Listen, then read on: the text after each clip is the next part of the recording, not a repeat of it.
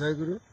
আজকে নভেম্বরের 14 তারিখ 2024 সাল। এই মুহূর্তে আমরা আছি ভারতের ত্রিপুরা রাজ্যের আমবাসা এলাকার যে পরিবেশ, সেখানে আমরা ধুলাই ডিস্ট্রিক্ট, যেটা ধুলাই নদীর পাশে দাঁড়িয়ে আছে আমাদের এই ভক্ত হায়াজুর রহমানের বাড়িতে আমরা আসছি। এই সুন্দর পরিবেশে দাঁড়িয়ে একটা বিষয় আমি বলতে চাচ্ছি, আল্লাহ রব্বুল আলামিন মানুষ তৈরি করার যে আল্লাহ পৃথিবীতে মানুষকে তৈরি করে পাঠাবে এই উদ্দেশ্যে মানুষ তৈরি করল।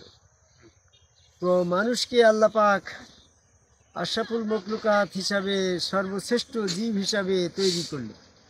সূরা মারিয়ার 7 নম্বর আয়াতে আল্লাহ রাব্বুল আলামিন এমনটা বলছেন যে পৃথিবীতে যারা ঈমান আনে এবং সৎকর্ম করে তারাই সৃষ্টির শ্রেষ্ঠ জীব। তো যারা আল্লাহ পাকের ঈমান আনে এবং সৎকর্ম করে তারাই সৃষ্টির শ্রেষ্ঠ জীব, এইটাই যদি আয়াতে সৃষ্টির শ্রেষ্ঠ জীবের উপাধি হয়, তাহলে ফেরেশতা ঈমান আনছে, সৎকর্ম করছে, তাহলে তারা সৃষ্টির শ্রেষ্ঠ হতে পারল না কেন? এরকম জিন সৃষ্টির শ্রেষ্ঠ হতে পারল না কেন? এখানে একটা বিষয়।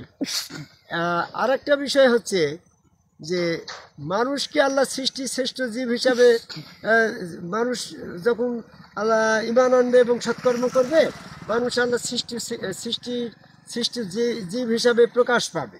এই বিষয়টা আল্লাহ যখন নির্দিষ্ট করলো বা এরকম যখন সিদ্ধান্ত নিল, তখন তো প্রথমেই ফেরেশতা তৈরির আগেই তো সৃষ্টির শ্রেষ্ঠ জীবটাকে আগে তৈরি করার দরকার ছিল। আল্লাহ ফেরেশতা তৈরি করলো, জিন তৈরি করলো, তারপরে সমস্ত জীবজগৎ তৈরি করার পরে কেন এই মানুষ তৈরি করার সিদ্ধান্ত নিল? এর সৃষ্টির শ্রেষ্ঠ জীবটাকে তো আগেই, যে জিনিসটা তৈরি করা হয় শ্রেষ্ঠটা তো আগেই তৈরি করার দরকার ছিল। কিন্তু শ্রেষ্ঠ জীব হিসাবে মানুষকে সর্বশেষে তৈরি করলো কেন? আগে ফেরেশতাদের তৈরি করলো, তারপরে জিন তৈরি করলো, তারপরে সমস্ত জীবজগৎ তৈরি করলো। সমস্ত জীবজগৎ তৈরি করার পরে আল্লাহ রাব্বুল আলামিন ঘোষণা দিল, জমিনে আমি আমার প্রতিনিধি তৈরি করব।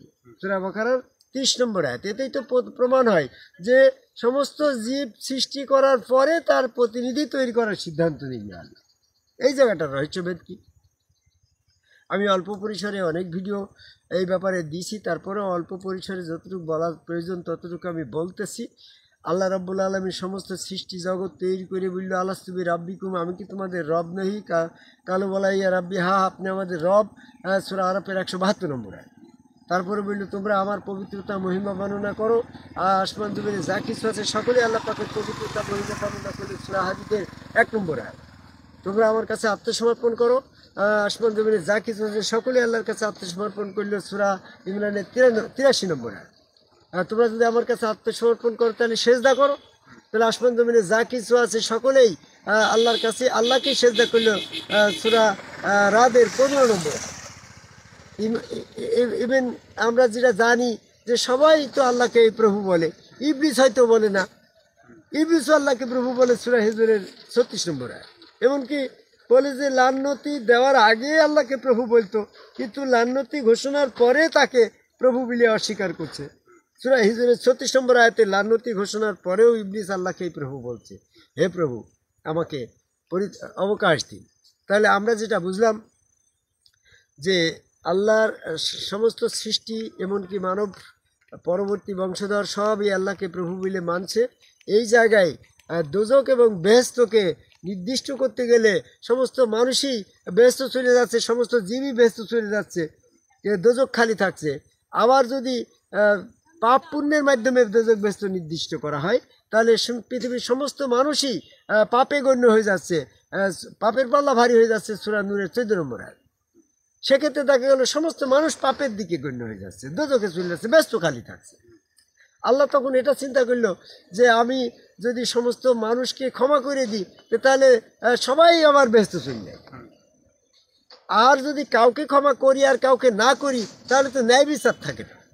ন্যায় বিচার প্রতিষ্ঠা করার জন্য তখন আল্লাহ রাব্বুল আলামিন তার প্রতিনিধি তৈরি করার মাধ্যমে সিদ্ধান্ত নিল যে প্রতিনিধিকে যারা প্রভু বলে মেনে নেবে তাকে প্রভু মানার পর্যায়ভুক্ত হবে। প্রতিনিধির কাছে যারা আত্মসমর্পণ করবে তারাই প্রভুর কাছে আল্লাহর কাছে আত্মসমর্পণ করার পর্যায়ভুক্ত হবে। প্রতিনিধিকে যারা সেজদা করবে, প্রতিনিধির মাধ্যমে সেজদাটা যারা করবে তারাই আছে প্রকৃতপক্ষে আল্লাহ পাকের কাছে সমর্পিত সেজদা। এই জন্য আল্লাহ পাক নিজ স্রোতে নিজ রূপে আদমকে তৈরি করে সেখানে সেজদা করতে বলল। সকলেই সেজদা করিল, একমাত্র ইবলিস সেজদা করল না। ইবলিস সেজদা করল না কারণ কি?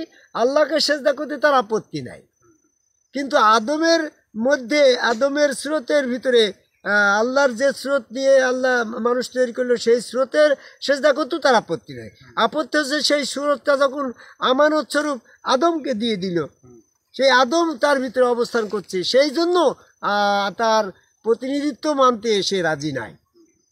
সে আল্লাহকে মানতে রাজি, আল্লাহকে সেজদা করতে রাজি, কিন্তু আদমকে আল্লাহর প্রতিনিধি মানতে রাজি নাই বিধায় আদমের মাঝে আদম স্রোতে মানব স্রোতে আল্লাহকে সেজদা করবে না সে, এই জন্য সে কাফের হয়ে গেল।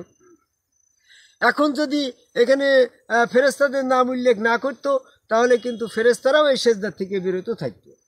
এজন্য ফেরেশতা এবং জিন আগে যে প্রক্রিয়ায় আদমকে সেজদা আল্লাহকে সেজদা করতো, ওই সেজদার ব্যবস্থাটা ফাইল ক্লোজ করে দিয়ে সমস্ত সৃষ্টিকুলের সেজদা আদম স্রোতে বা আল্লাহ পাকের প্রতিনিধির মাধ্যমে হবে। এই জন্য ওখানে ফেরেশতাদের নাম উল্লেখ করে এই সেজদাটাকে, ওই নিরাকারের সেজদা আগে যেটা করতো চালু ছিল ওটা ক্লোজ করে দিয়ে ফেরেশতাদের সেজদার মাধ্যম দিয়ে প্রমাণ করলো যে ফেরেশতা এবং জিনও যেভাবে আল্লাহকে সেজদা করছে, সমস্ত সৃষ্টিকুল সমস্ত মানব সমাজ ওই একইভাবে আল্লাহ পাকের প্রতিনিধির মাধ্যমে সেজদার মাধ্যমেই তোমার সত্য প্রতিষ্ঠিত হবে। যারা প্রতিনিধির মাধ্যমে আদমকে সেজদা আদম স্রোতে আল্লাহকে সেজদা করবে তারা ক্ষমাপ্রাপ্ত হবে, আর যারা আদম কবে আল্লাহকে সেজদা করবে না তারা লানত হবে, তারা কাফের বিলেতে চোখে যাবে। এই যে তাকে আল্লাহ ক্ষমা করবে না, তাহলে আল্লাহকে আল্লাহ পাকের প্রতিনিধি নির্ধারণ করার কারণই হচ্ছে আল্লাহ পাকের ন্যায় বিচারের কারণে। ন্যায় বিচারের মাধ্যমে ন্যায় বিচার প্রতিষ্ঠা করার স্বার্থে আল্লাহ প্রতিনিধি তৈরি করলো।